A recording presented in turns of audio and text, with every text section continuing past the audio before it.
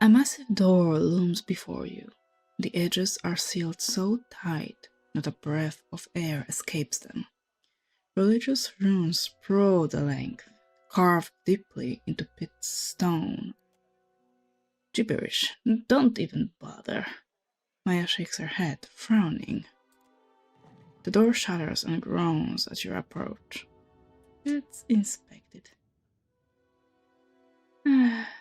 Is that religion?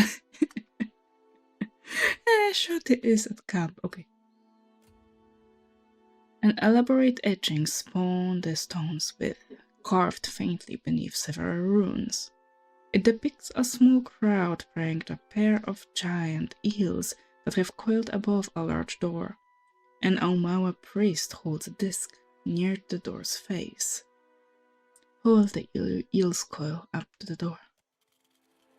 As the eel's coil nears the door, the stone-carved circlet rattles in your hand. Wisps of your soul essence encircle the coil, then reach outward. The tendrils curl towards the door, touching it, soaking it in a purple glow. A murmur, like Barath's own welcome, whispers from under your feet. The door begins to slide open, grinding down into the ground.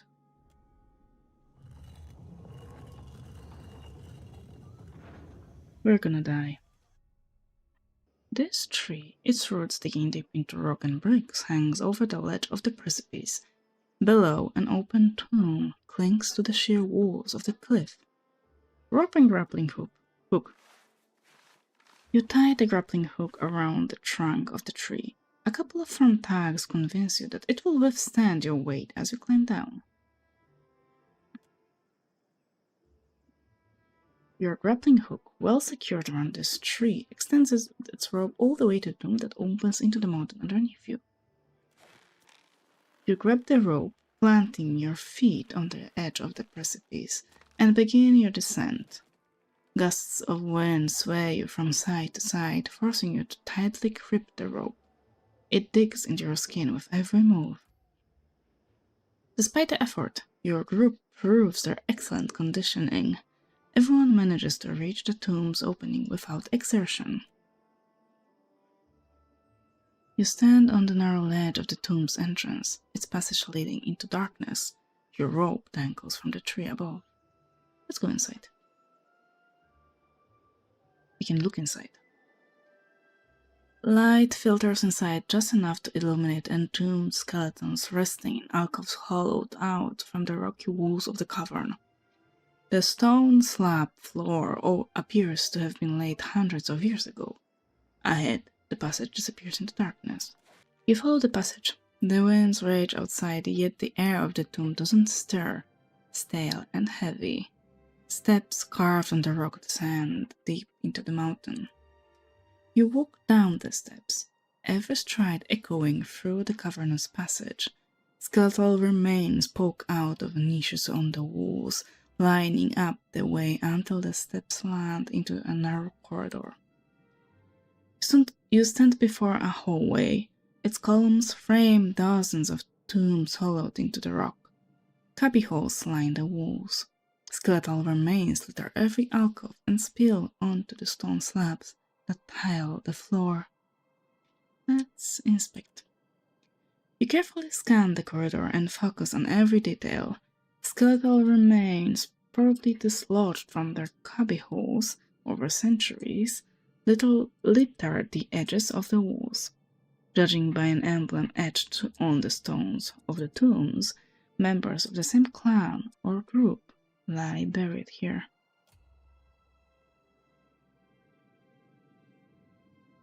Let's cross it. You stand in a dark, narrow cavern. The path ahead twists in its descent.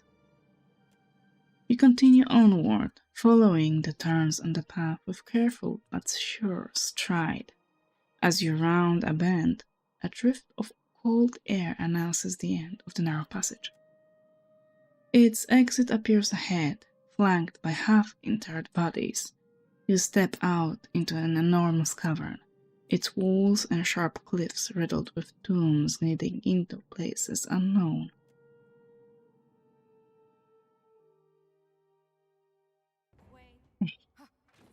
I didn't save. There's more!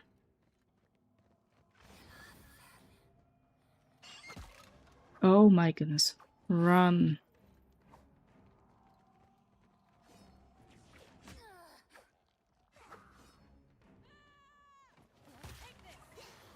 They're falling rather easily, but that's what I was afraid of.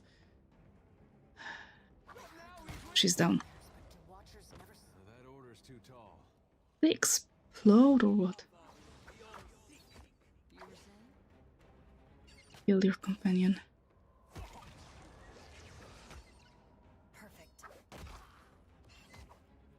Kill it again.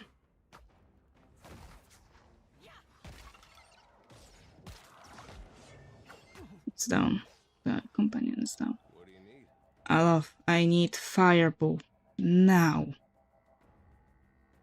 See who I'm gonna hit with it.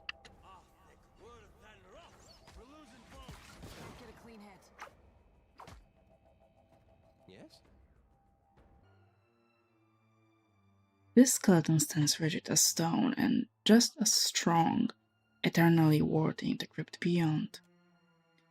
The skeleton's shoulders are squared for battle. Its fingers grip the rusted remains of a large mace. Above the skull, an eroded engraving on the wall depicts a kneeling woman raising a lantern. This skeleton stands rigid as stone and just as strong, eternally warding the crypt beyond. The skeleton's chest is bowed outward from pride. Its stout bone hands clutch the haft of a heavily adorned but battle-worn spear. Above the skull, an eroded engraving on the wall depicts a man standing triumphant under a great gate.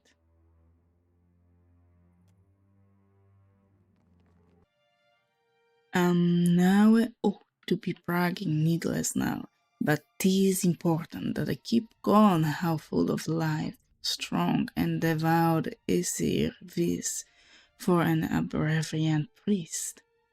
There gathered by his side in glorious battles, fought to Bear's honor. I gutted countless undead with my spear. For near 120 years, easier fought to keep shut the gates of hell. Surely that will crash open with his passing.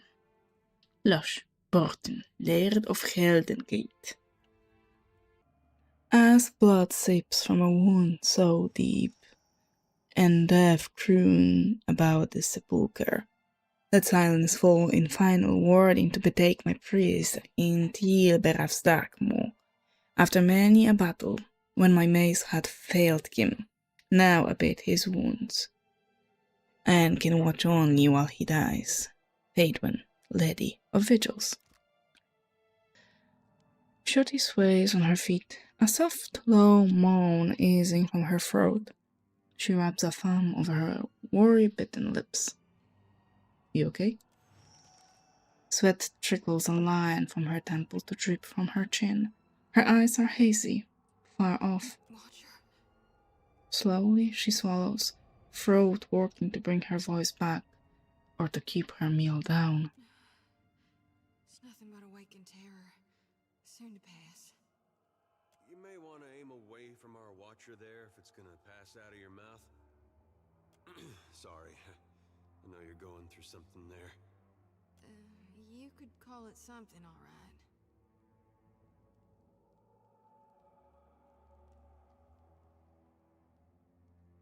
You should hear him out, Shorty. If it's worth anything to you, I think I got some of the same worries. You worry about the same things as I do? The horrors I see in my dreams? Aora dying and hell going dark? Really? Well, not the same, exactly. But maybe the same kind of feelings beneath it all. About who we are to our god and who he is to us. She blows out a heavy sigh. Eyes downcast, she rocks back on her heels. Now that I understand. No matter what our lives were like before, We're not so different, me and you. But tell me, honestly now, you and the Watcher, do you see those shambling corpses too? At her hastily whispered words, the hair on the back of your neck stands on end. You glance around, just to be safe, but there's nothing to be seen. Nothing unusual anyway, even in the direction Shorty's staring, affixed. I don't see anything. Figured it was a long shot. But I know you see things others don't, so I thought... hoped. You think I'd have learned by now? Hope's just a false light. I see a body of stitched together parts and flayed flesh. It's got 3 heads and 4 stretched limbs. On each of its heads curves 3 white horns from above 3 blind eyes. The beast is big as a mountain, and shambling toward us beneath a sun turned black as slow. I know it ain't really there. Lately, it's been getting worse. Some nights I wake sweaty and shaken. Other times, I'm already awake. I got my eyes wide open, staring down the darkness, watching one lantern after another flickering out. And every soul looks so ripe, darn near rotten with a need for reaping. We can relight the lanterns of hell, give enough time. All is not lost. I sure hope you're right, Watcher. 'Cause if you're wrong... No, I know you're right. God's chosen me. So until I figure out what's needed of me, I'll do my darndest to help you on your path. We'll figure this out together. Shoulders squared, she looks off into the distance. Is there anything we can do to alleviate your nightmares? I'm carrying more souls than I've ever shepherded before. So, I don't know that it'll work this time, but used to be. When the dreams were riding me hard, I'd cleanse my soul before gone. If we stop by the temple in Nekataka, I can perform the ritual. Please, I need the relief. It won't take more than a minute under Gon's... Call out her name, the Lady of Vigils. Your voice clangs through the caverns. It echoes again and again as the air around you grows heavy. Faedwen, a toll, a death knell. Faedwen, Lady of Vigils. A dark essence plums up, coalescing into the air. Then it curves, sifting slowly into the skeleton's mouth. Empty eye sockets alight with flames. The skeleton shudders and rattles, head bowing forward. Its soul essence seeps into the door's seals. Your words reverberate into darkness, beckoning the skeleton back to life. Borth, Lord of Helden Gate. The sound becomes a thrum right in the air as his soul essence coalesces and curls around you. It prickles along your skin before snaking for the skeleton's mouth. Empty eye sockets alight with flames. The skeleton shudders and rattles, head bowing forward. Its soul essence seeps into the door's seal.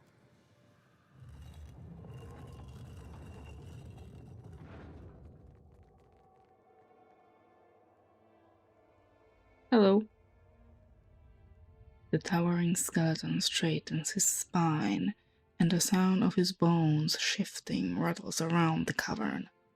A gilded sword rests strapped on his back, and in his hand he grips a massive flail with a heavy skull for a striking head. Can I have it? Watcher. Twin fires flicker in the pits of his blackened eye sockets, burning with a deadly intent. Been more than a middling life worth since my flails got bathed in bloody gore. Long and last is a right fine pleasure jawing with someone who cons proper prose. Same to you, my noble sir. 'Tis rare and seendal for a kinsman to cross my brood these undead days. What's a bra happening? But to still have a prestation to uphold. You can't, aye. I think we're gonna fight, although I'm not entirely sure. Hey, that's great. Somebody else does Isselmir's funny country talk. The Death Guard glowers menacingly. Speak, then perish. Listen, you've a cause from birth to fare here. The Death Guard drags the spiked skull head of his immense flail over the ground, gouging the stone at his feet. Then he hefts the flail's chain over his bony shoulders.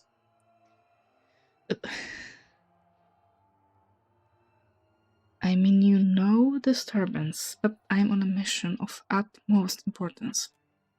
The skeleton stands still as death, magic billowing around him, burning up the air. For several moments he only stares. Then his teeth clack loudly, and he hefts the flail on his shoulders, swinging it just short of your throat. Then speak clear and true to wit here ant. A button your next and last breath. I learned of your history, and so sought you out, the great Aesir, Etherean chosen of Berath and slayer of Lucia Riven. The Death Guard seethes at the mention of Riven's name. Rage, cold but violent, rattles up the skeleton's spine. With a bone-popping nod, he drops the flay's skull down to crater the ground. Aye. Stay your death, then I will. What can you tell me about her? Curse her soul to nether and torture. Rivan would have defouled birth. Was a black pox on the ore that she whilom sought to vile ruin. I would aid any who hunt for Rivan. Aye. What are you seeking to learn? Can you tell me about the battle fought against the Undead? I tried to end them for good, but the battle turned against me. I tracked the ship's comings and caught a regular trail. So I sailed to meet Rivan near the shadows of Dusk and Isle. Unawaited. A far fog neared despite the good winds. Rivan's ship crept from the mist. The winds died off, the waters calmed, and the ghost ship routed my ambush. 'Twas a slaughter. I was mortal wounded, but fled with Berath's weapon, the Engoliero dos Spears. Came to the temple of Nekataka to be buried. But I couldn't leave the sword unwarded, so I begged Berath for another chance to serve my cause. I refused to die. Who was she exactly? Rivan was a Darkotsi paladin. She defied Berath, wielded a weapon nae meant for the hands of mortals. Okay, I remember now. Okay. I hunted for Rivan and the sword, from Valia to the Deadfire. Hinderly caught her, slew her, and took Berath's weapon for warding. But Rivan wouldn't keep dead. From sheer will and faith, she riz a monster, able to breed an army of undead. Turned Death Guard, Rivan sailed with her undead army in her foulsome Thomferus. So you sacrificed yourself to guard this sacred weapon. Aye. 'Twas a harsh choice, but I made it. Was willing to serve my deity by becoming whita hunted in her name. Fie, I canna thing her 12-bit dallying topside to shelter a stiff, unfeeling sliver of being. A kindred soul can be a true balm. We thank ye. The weapon cannot be allowed out in Aora. Needed to ward it for all time. But I cannot keep it from the undead if I'm not undead myself. I need translation from Berathian, from Aesir and Alof speech to English. I cannot understand like 1/10 of what they are saying between themselves. You sure Berath's alright with you breaking the cycle of rebirth? Aye, or surely I wouldn't be standing. Let me ask you about something else. I don't want to take the weapon for Berath. I must take the last stone tablet of your eulogy to the High Priest of Berath. Aye then, I'll allow it. Thank you. They priests need to be keeping the sacred rites of Berath alive. There it lies in my burial grave. Thank you. As you like. He's too soon. Such pain cannot be fathomed. Wolf's teeth gnawing at my ribs. Burning fever, this devouring flames. A throat that a vow, nay can it be broken to bear of, to slay the undead. Haunted Riven, far too near, too deep in the Deadfire, recovered the Sword of Souls, and should I kill Riven in battle that Tuscan Isle as I killed there here.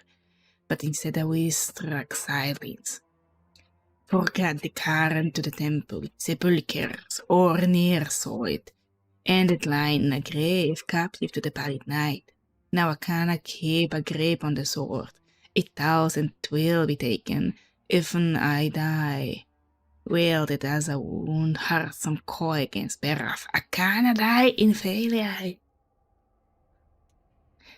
Will not die, will not die, will not die. Heave to see Raven suffer, heave toward Beraf's sacred weapon. Anyways, easier.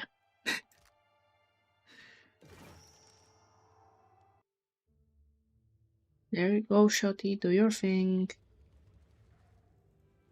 That's something new. Here's where I do the ritual. Right there under the statue of Gon. She'll make it so. Rubbing the back of her neck, self-consciously, Shotty casts her gaze to the side. Nothing like a homecoming to make a girl remember her roots, even if they are dried up and half dead. Sometimes I wonder if my brethren don't think I got black ichor running in my veins.